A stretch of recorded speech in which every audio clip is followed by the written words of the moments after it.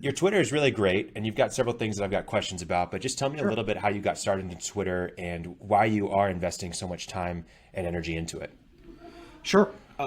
Awesome. Thanks. Well, first of all, thanks for reading, those kinds of things. Like, it's Yeah, awesome to hear people like my stuff because I don't know, sure. I'm like a crazy person locked in a room sometimes. So, the way I got started was, you know, I read something once, basically, and everybody who's listening to this knows this, which is people buy from people they trust, that they like, that they've seen over time.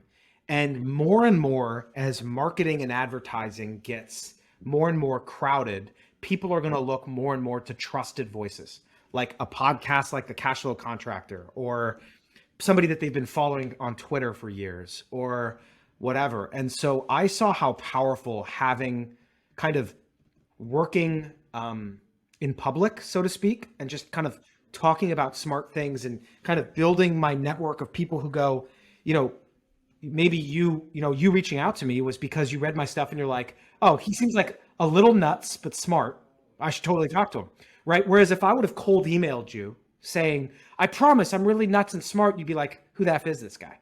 But because you've been reading my stuff or whatever, consuming my writing, you're just like, oh yeah, John's cool. And so as I think about the kind of impact that I want to have on my business life and my business relationships, just kind of writing and getting my word out there is really important. And the lesson maybe for some of your audience is just being really enthusiastic and passionate about what you do is contagious and magnetic. And so it doesn't matter. Like, I don't know if you've seen this. There is a freaking guy on, I think he's on TikTok and YouTube Shorts, and all he does is pump septic tanks.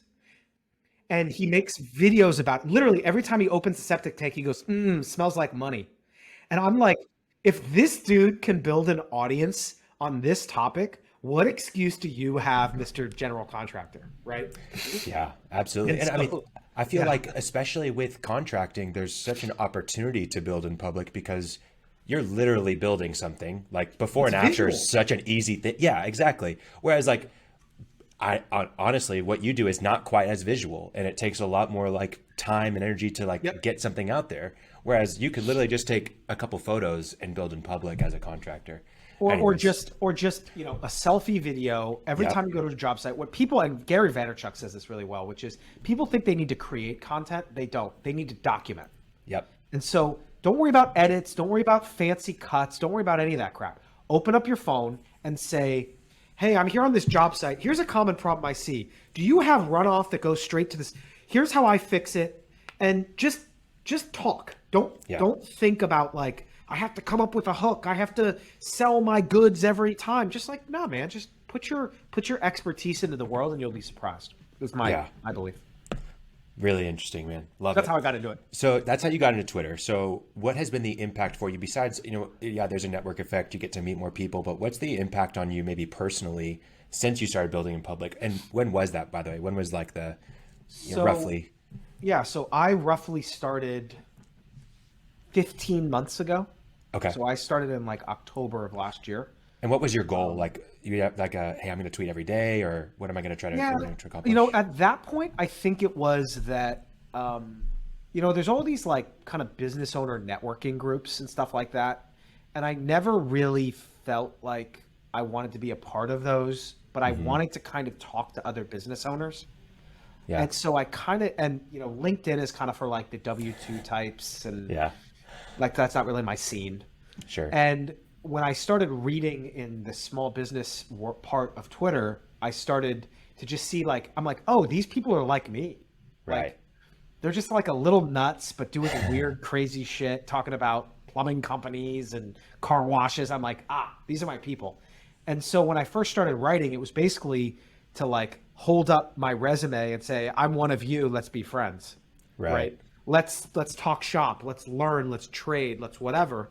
And then over time, I found kind of what part of my experience resonated most with people, and Hmm. then I've just kind of focused on that over time because I've now got a newsletter that I write, Yeah. and again, I don't necessarily have a specific goal. I'll probably like sell something at some point. I don't know what, Sure. but for right now, it's just been a great.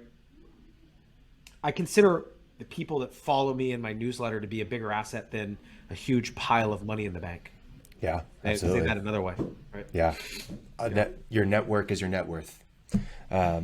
Yep. Yeah. And for example, I've got people, as silly as it sounds, like if I needed to buy another company or start another company, You've the got people it. who would fund it would be on Twitter. I'd be like, hey, I've got a cool thing I want to buy. Anybody want to help? And I'd have people. Whereas Exactly. a couple years ago, I'd be cold calling people who had investor on LinkedIn, and it'd be a complete goat rope.